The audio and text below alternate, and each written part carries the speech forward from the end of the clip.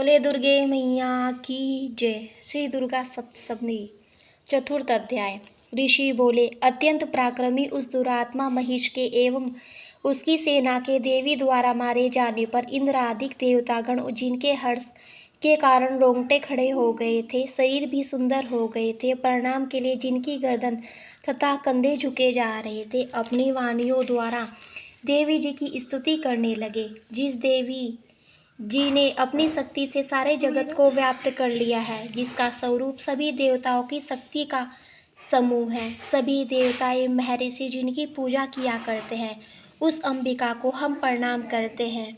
वही देवी हमारे मंगल करे, जिसके आतुल प्रभाव को एवं बल को भगवान शेषनाग, ब्रह्मा तथा हरि भी नहीं कह सकते। चंडिका देवी सारे जगत की पालना के लिए तथा अमंगल के भय का विनाश का विचार करें। जो श्री स्वरूपणी पुण्य आत्माओं के घरों में तो लक्ष्मी स्वरूपा है, पापियों के घर में दरिद्रता, श्रेष्ठ पुरुषों के यहाँ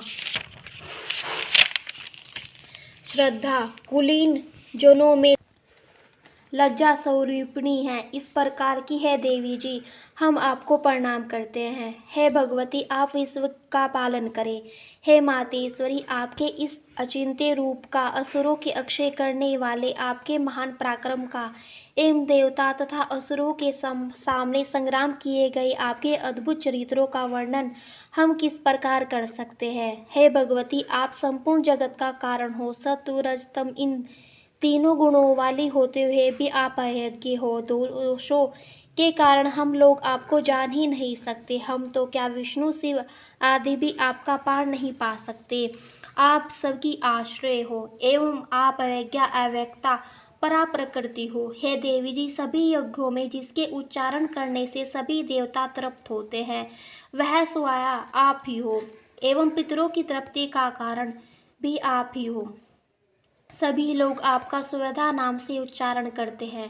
हे देवी, मुक्ति का कारण आप हो। आप ही अचिंत्य महावर्त स्वरूप हो। संपूर्ण दोषों से रहित, इंद्रियों को वश में करने वाले, तत्व का सार जानने वाले मोक्षार्थी मुनिजन जिनका अभ्यास करते हैं, वह देवी भगवती पराविद्या आप हो। परम पवित्र ऋग्वेद, यजुर्वेद एवं मनोहर उद्धृत के पदों के पाठ से युक्त सामवेद का निधान हो।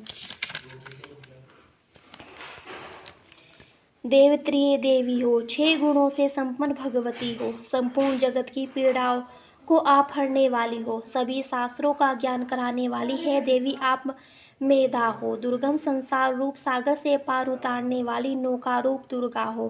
केटव दैत्यों के शत्रु विष्णु के वक्ष स्थल में निवास करने वाली लक्ष्मी स्वरूपा हो एवं चंद्रमा को मस्तक पर धारण करने वाली भगवान शंकर से सम्मानित स्वयं ही गौरी हो। यद्यपि तुम्हारा मुख स्वर्ण से भी उत्तम कांति से सुंदर तथा पूर्ण चंद्रमा के बिंब का अनुकरण करने वाला निर्मल मंद मुस्कान से सुशोभित है, तो भी इस प्रकार के चंद्रमुख को देखकर भी क्रोध से परिपूर्ण महिषासुर ने झट ही उस पर प्रहार किया।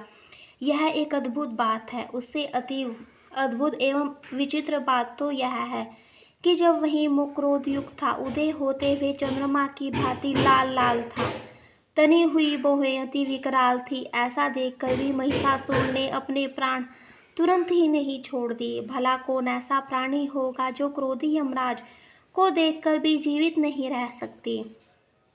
हे देवी जी, आप प्रसन्न हो। तुम्हारी प्रसन्नता से जगत की उन्नति होती है। तुम्हारे क्रोध करने पर कुलों के कुल नष्ट हो जाते हैं। यह तो हमने अभी अभी जान लिया। महिषासुर की इतनी बड़ी भारी विशाल सेना क्षण भर में नष्ट हो गई। सर्वदा उन्नति दाता देवी जी, आप जिन पर प्रसन्न होती है, वे ही सभी देशों में आदरणीय हैं। उन्हें ही धन तथा यश मिलता है, न उनका कभी धर्म बिगड़ता है, वे ही रक्षित रहते हैं। तुम्हारी कृपा से उसे स्वर्ग लाभ होता है। इसी कारण आप तीनों लोकों में फल देने वाली हो। हे दुर्गे, आप स्मरण करने पर प्राणियों के भय का हरण करती हो। स्वस्थ पुरुषों जब तुम्हारा स्मरण करते हैं, उन्हें अत्यंत निर्मल बुद्धि देती हो। सबके लिए उपकार करने वाली हो। तुम सर्वदा दयामयी हो। राक्षसों का वध करने से जगत सुखी हो। ये राक्षस सभी नरक के लिए चिरकाल तक भले ही पाप करते रहे हों। संग्राम में इनका वध आपने इसलिए किया कि मुझसे मारे हुए यह स्वर्ग में चले जाएं। यही मन में रखकर हे देवी जी, आप दुष्टों का वध किया करती हो। तुम असुरों को केवल देखने मात्र से भस्म क्यों नहीं करती? शत्रुओं पर शस्त्रों का प्रहार क्यों कर दिया करती हो? इसका भी कारण है, क्योंकि शत्रुगण मेरे शस्त्रों से पवित्र होकर उत्तम लोकों में मरकर पहुँचे। इस प्रकार आपके विचार अति उत्तम हैं। असुरों की आंखें तुम्हारी तलवार के उग्र तेज पुंज की झलक से एवं त्रिशूल की भयंकर चमक से चुंधियाकर नष्ट क्यों नहीं हो जाती? इसका भी एक कारण है। उन असुरों की आंखें तो आपके सुंदर बिंब के सामान मुख को देखने में लगी रहती है, उधर जाती ही नहीं है। देवी, आपका शील स्वभाव दुराचारियों के दुष्ट स्वभाव को निवृत्त करने वाला है और आपका रूप अचिंत्य है। उसकी अन्य किसी के साथ तुलना ही नहीं हो सकती। तुम्हारे पराक्रम तो देवताओं के बल को नाश करने वाले, दैत्यों का नाश करने वाला है। इसी प्रकार आप शत्रुओं पर विद्या किया करती हो। तुम्हारे पराक्रम की तुलना है देवी किसके साथ हो सकती है? इस प्रकार का रूप और है कहाँ? आपके चित्त में तो दया रहती है और युद्ध में कठोरता। ऐसा देखा गया है वरदायिनी, त्रिलोकी भर में आप में ही दिखाई देते हैं। हे देवी जी, शत्रुओं का नाश करके इस सारी त्रिलोकी की तुमने रक्षा की। संग्राम भूमि में उन असुरों का विनाश करके उन्हें स्वर्ग में पहुंचा दिया और वह हमारा भय भी तुमने दूर कर दिया, जो कि हम उन्मत्त दानव डराया करते थे। हे माता, आपको नमस्कार है। हे देवी, हमारी सूल से रक्षा करे एवं घंटा का शब्द धनुष की टंकार से भी हमारी रक्षा कीजिए। हे चंडिके, पूर्व पश्चिम दक्षिण दिशाओं में हमारी रक्षा करे।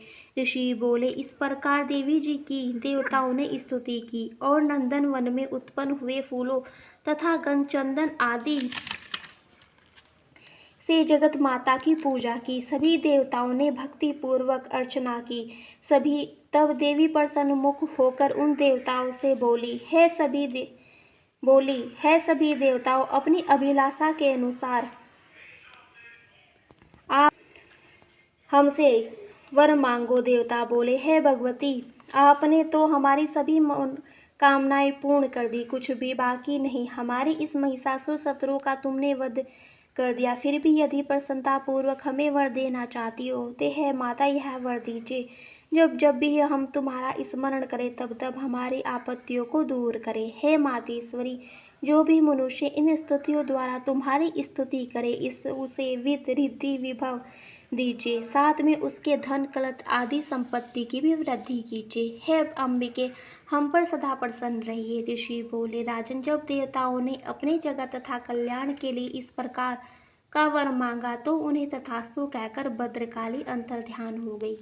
हे राजन, पूर्व काल में तीनों लोकों का हित चाहने वाली देवी का देवताओं के शरीर से जैसे प्रकाट्य हुआ, वह सारी कथा मैंने कह सुनाई। फिर जिस प्रकार गौरी के शरीर से वह देवी प्रकट हुई, दुष्ट असुरों के तथा शुंभ निशुंभ के वध के लिए, देवताओं का ही चाहने वाली जगत की रक्षा के लिए जो भी चरित्र किया, वह सब मैं सुनाने लगा हूँ, श्रवण कीजिए।